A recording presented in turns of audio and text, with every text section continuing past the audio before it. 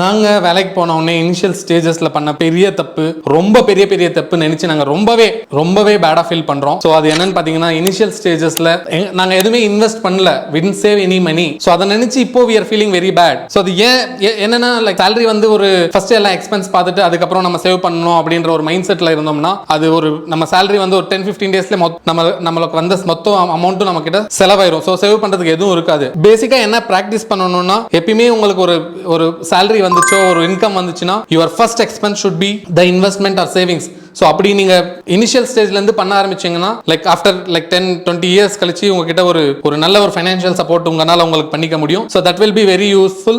நாங்க பண்ண தப்ப நீங்க கண்டிப்பா பண்ணாதீங்க. மார்க்கெட்ல there are lot of financial instruments எங்க நீங்க இன்வெஸ்ட் பண்ணலாம்னு. ஸோ இந்த வீடியோல நம்ம எதை பத்தி பேச போறோம்னா, stock market very high level பேசிக்கா தான் நான் என்னன்னு சொல்ல போறேன். What is stock market? நாங்களும் அவ்வளவு பெரிய எக்ஸ்பர்ட்லாம் ஒன்றும் கிடையாது. we just learned what is that. கொஞ்சமா will start little bare minimum ஒரு 500ல இருந்து ஸ்டார்ட் பண்ணலாம். நம்ம தட் அது நம்ம நிறைய நாலேஜ் கொடுக்கும் அப்படி ஸ்டார்ட் பண்ணோம்னா. So what we are going to see is stock மார்க்கெட்னா என்ன, அதுக்கப்புறம் மியூச்சுவல் ஃபண்ட்ஸ்னா என்ன, மியூச்சுவல் ஃபண்ட்ஸ்ல லம்ப் சம் இன்வெஸ்ட்மென்ட்னா என்ன, SIP என்ன, அத பத்தி தான் இந்த வீடியோக்குள்ள பார்க்க போறோம். Let's get dive into the video. So what is stock market? So stock market என்ன அப்படினா, so there is a company, ஒரு கம்பெனி வந்து இருக்குன்னா ஸ்டாக் மார்க்கெட்ல லிஸ்டிங் பண்ணுவாங்க. நம்ம இந்தியால பொறுத்த வரைக்கும் there are two stock markets, NSE and BSE, Bombay stock listing, national stock exchange. So இங்க போய் அவங்க வந்து கம்பெனியை லிஸ்ட் பண்ணிட்டா அவங்க வந்து பப்ளிக் ஆஃபரிங்ஸ் கொடுப்பாங்க. லைக் அந்த கம்பெனில நீங்களும் ஒரு ஷேரோட வேல்யூ ஃபிக்ஸ் பண்ணுவாங்க. So you have a company, அந்த கம்பெனிக்கு ஒரு 1000 ஷேர்ஸ் வெளியே விற்க போறாங்க, பப்ளிக் ஆஃபரிங் கொடுக்க போறாங்க அப்படின்னா ஒரு ரேட் ஃபிக்ஸ் பண்ணுவாங்க. ஒரு பர்టిక్యులர் ஷேருக்கு வந்து இவ்வளோ ரேட்,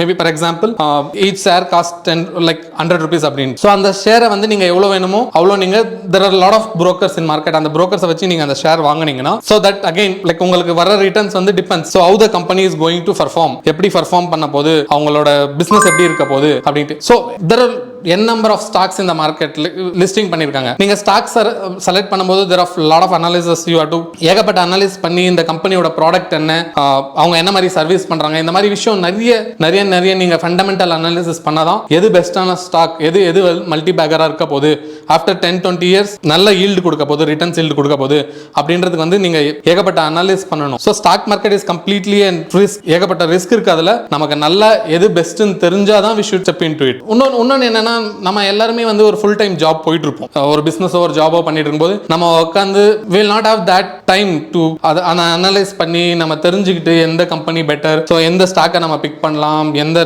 இதை பிக் பண்ணலாம் அப்படின்ற அளவுக்கு நமக்குனால அனலைஸ் பண்ண முடியலன்னா there is a second option, mutual funds. So mutual funds எப்படின்னா, அவங்களும் வந்து ஸ்டாக் மார்க்கெட்ல தான் இன்வெஸ்ட் பண்ண போறாங்க. ஆனா அவங்க எப்படி பண்ணுவாங்கன்னா, ஏகப்பட்ட கம்பெனிஸ் இருக்கு like mutual funds. there are a lot of different funds in the market. அதுக்கு ஃபண்ட் மேனேஜர் அப்படின்னு ஃபண்ட் அனலிஸ்ட், ஃபண்ட் மேனேஜர்ன்ட்டு 1 or 2 மெம்பர்ஸ் இருப்பாங்க ஒவ்வொரு ஃபண்டுக்கும். அவங்க என்ன பண்ணுவாங்கன்னா, அவங்க வந்து அந்த கிரவுண்ட் அனாலிசிஸ்லாம் பண்ணுவாங்க. ஸோ எந்த கம்பெனியில் இன்வெஸ்ட் பண்ணலாம், எந்த செக்டர்ல நம்ம இன்வெஸ்ட் பண்ணலாம் அப்படின்ற அனாலிசிஸ்லாம் அவங்க பண்ணிட்டு அவங்களுக்கு தெரியும் எதுல இன்வெஸ்ட் பண்ணா வந்து நமக்கு வந்து கரெக்டா இருக்கும், எந்த அமௌண்ட் ஆஃப் ரேஷியோ எந்த செக்டர்ல போடணும் அப்படின்ற அனாலிசிஸ் வந்து கம்ப்ளீட்டா அவங்களோட ஃபுல் டைம் ஒர்க்கை வந்து மார்க்கெட் அனலைஸ் பண்றதுதான். த பர்சன் யாருனாலலாம் வந்து ஃபுல்லா போய் மார்க்கெட் அனலைஸ் பண்ண முடியாது அப்படின்றவங்க, நம்ம ஒரு பெஸ்டான ஃபண்டை சூஸ் பண்ணிட்டு அந்த ஃபண்டை நம்ம வாங்கிட்டோம்னா அவங்க the fund analyst. so fund analyst ஓட ரோல் என்னன்னா, அவங்க கம்ப்ளீட்டா அனலைஸ் பண்ணி சோ எந்த இதுல இன்வெஸ்ட் பண்ணனும்ன்ற அனாலிசிஸ் கம்ப்ளீட்டா அவங்க வச்சிருப்பாங்க. நம்ம ஒரு பெஸ்டான ஃபண்டை சூஸ் பண்ணி அந்த இதுல வந்து நம்ம அமௌண்ட்டை போட்டோம்னா அவங்க வாங்கிக்குவாங்க.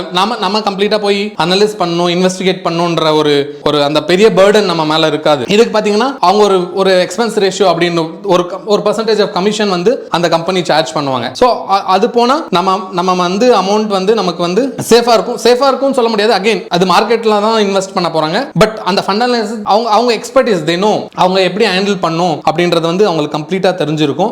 அதை வச்சு அவங்க வந்து ஒரு ப்ராப்பரா ஒரு பேலன்ஸ்டான ரிட்டர்ன் கொடுக்குற மாதிரி அவங்க சேஃபா ஹேண்டில் பண்ணிக்குவாங்க. சோ இதே மியூச்சுவல் ஃபண்ட்லனா like there are different types. First பாத்தீங்கன்னா லைக் lump sum amount. சோ இப்போ உங்ககிட்ட வந்து ஒரு 1 lakh டைரக்டா இருக்குன்னா நீங்க ஒரே வாட்டி அந்த 1 lakh போட்டுடலாம். இல்ல நம்மனால அப்படி போட முடியாது இருந்தா போடலாம். இல்லனா what is the second case, like நம்ம மந்த்லி salary வாங்குறவங்களா இருந்தா ஒரு பர்టిక్యులர் ஒரு எக்ஸ் அமௌண்ட் வந்து என்னால மந்த்லி நம்ம இதுக்கு இன்வெஸ்ட் பண்ணலாம் பண்ணலாம் அப்படின்னு இருக்கவங்க சிஸ்டமேட்டிக் இன்வெஸ்ட்மெண்ட் பிளான் அப்படின்ற ஒரு ஆப்ஷன் போயிட்டோம்னா ஆட்டோமேட்டிக்கா நம்ம அந்த ஏதோ ஒரு brokerage-ல நம்ம செட்டப் பண்ணிட்டோம்னா அந்த ஃபண்ட் மந்த்லி அந்த அமௌண்ட் நம்ம சேவிங்ஸ் அக்கௌண்ட்ல இருந்து டிடெக்ட் ஆகி நமக்கு அந்த ஃபண்ட் வாங்க ஆரம்பிச்சிரும். நம்ம ரெகுலர் அப்டேட்ஸ் அதில் பார்த்துக்கலாம். What is an loss, what is an return, எவ்வளோ நமக்கு லாஸோ ப்ராஃபிட்டோ கெயினோ, ஸோ எல்லா இன்ஃபர்மேஷனும் நமக்கு அந்த இதில் தெரிஞ்சிடும். லைக் இதில் பார்த்தீங்கன்னா உங்களுக்கு ரிஸ்க் ஃபேக்டர் வந்து கொஞ்சம் மீடியமாக தான் இருக்கும் கம்பேரிங் டு டைரக்ட் ஸ்டாக்ஸ்ல இன்வெஸ்ட் பண்ணும்போது. நீங்கள் மியூச்சுவல் ஃபண்ட்ஸ் வழியாக போகும்போது, அதுவும் எஸ்ஐபி வழியாக போகும்போது உங்களுக்கு அந்த வேரியேஷன் இருக்கும்.